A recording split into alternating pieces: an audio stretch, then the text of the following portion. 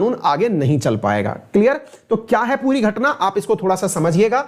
Executive and judiciary की बात है तो श्रेया सिंघल बनाम भारत संघ का केस हुआ जिसमें 66A नंबर जो धारा है इसको हटाने की बात की गई।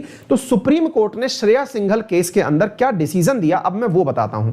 सुप्रीम कोर्ट ने साथियों 2015 में कहा कि ये जो 66A नंबर केस है, धारा जो है आईटी एक्ट की, इसे हटा दिया जाना चाहिए, यानी इसे नल एंड वॉइड कर दीजिए और पूरी तरह से इसे जीरो कर दीजिए। अब मैंने आपको आज से मुश्किल से महीने भर पहले ही पढ़ाया है कि इस 66A के कारण भारत में आज भी बहुत सारे राज्य के लोग ऐसे हैं जो जेलों में बंद हैं, यानी कि कई राज्य सरकारें इस 66A को अभी तक भी मान रही हैं, जबकि सुप्रीम कोर्ट अपने द्वारा इस कानून को रद्द कर चुकी है।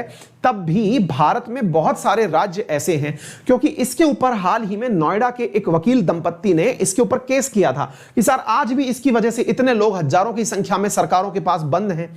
तो सरकार को, केंद्र सरकार को हाल ही में सुप्रीम कोर्ट ने अपने द्वारा निर्देशित किया और कहा कि आप लोग जो हैं वो मिनिस्ट्री ऑफ होम अफेयर्स के माध्यम से सभी राज्य सरकारों से कहें कि वो अपने यहां से 66A को रिपील कर दें। तो आज ये न्यूज क्यों पढ़ा रहा हूं, क्योंकि हाल ही में केंद्र सरकार की मिनिस्ट्री ऑफ होम अफेयर्स यानी गृह मंत्रालय ने सभी राज्य सरकारों को ये अपने द्वारा रिटर्न में आदेश भेज दिया है कि कोई भी 66A का उपयोग नहीं करेगा, और यदि कोई उपयोग करने की वजह से कोई व्यक्ति गिरफ्तार है तो उसे तत्काल रिहा करेगा। तो उम्मीद है आपको यह श्रेया सिंघल विवाद समझ में आ गया होगा, जिसके अंतर्गत क्या कहा गया था कि यहां पर, अब ये मतलब मैं आपको शब्द के साथ में व्याख्या करना चाहूंगा कि यहां पर जो शब्द यूज किया गया था आप उसे पढ़ें। देखिए ये है 66A, इसकी अंग्रेजी में ही व्याख्या पढ़ें, जरा इसे आप देखें, है ना साथियों। सेक्शन 66A डिफाइंस दी, एक विद्यार्थी करें, इससे पहले साथियों अपन ने 124A पढ़ाया है, वो अलग है, वो जो कल परसों पढ़ाया है वो अलग है, वो राजद्रोह का मामला है, ये अलग चीज है ना, इसको समझिए। इसमें कहा गया है defines the punishment for sending offensive messages through a computer और any other communication device like a mobile phone और ए टैबलेट, यानी आपने मोबाइल फोन, टैबलेट और कंप्यूटर के माध्यम से अगर कोई भी चीज ऐसी बोली जो ऑफेंसिव है तो 66A उसी को डिफाइन करता है। एक कन्विक्शन, यदि यह प्रूव हो जाता है कि आपने ऑफेंसिव कार्य किया, can fetch a maximum of 3 year in jail और ए फाइन।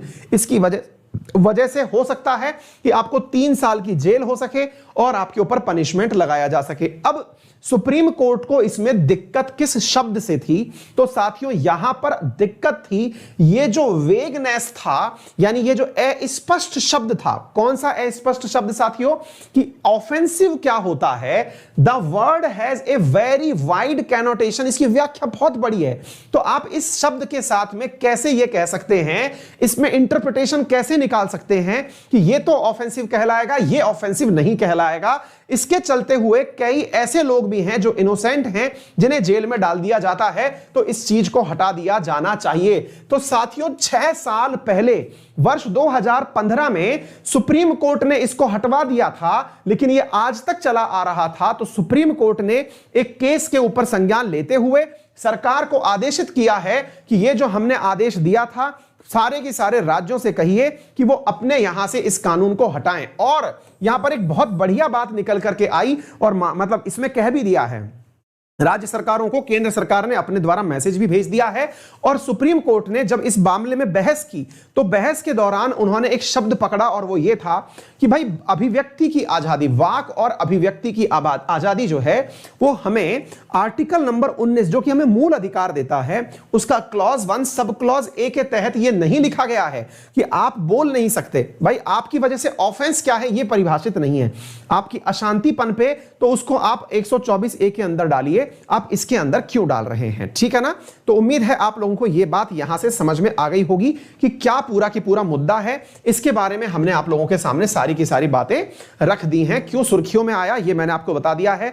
विशेष रूप से यूपीएससी और स्टेट पीसीएस एस्पिरेंट कृपया करके दो कानून जो इस समय बहुत ज्यादा चर्चा में हैं उन्हें याद कर लें। एक तो राजद्रोह वाला, जिसके बारे में मैंने पूरा आपको डिटेल में पढ़ाया है, और एक ये आईटी एक्ट वाला। इन पर निश्चित रूप से मतलब 5-7 ऐसे टाइटल्स बन चुके हैं आप जिन्हें देख सकते हैं, लेकिन ये सबसे ऊपर हैं। अभी जो डेटा प्रोटेक्शन बिल आया, पर्सनल, ये डेटा प्रोटेक्शन बोल रहा हूं, ये आईटी रूल्स के लिए जो गाइडलाइंस आई, इनको देखें। मतलब इनके ऊपर एक प्रॉपर 10-10 लाइन का आंसर तैयार कर लें। मतलब आपको रटी हुई होनी चाहिए ऐसी लाइन की धार धार धार धार आप उनको लिख दें। आपकी समझ काम नहीं आएगी, आपके पास जमे हुए पॉइंट होने चाहिए। हर किसी के बारे में एक प्रॉपर राइटअप तैयार कर लीजिए, और जब आंसर प्रैक्टिस करें तो वहां पर लिखते हुए चले जाएं, है ना। स्टेट पीसीएस में भी यह सवाल पूछा जा सकता है, एग्जैक्टली लिखकर पूछा जा सकता है। तो आप शुरुआत से ही 10 तैयार पॉइंट करके रखिए और अपने फाइल बनाते चलिए अलग कि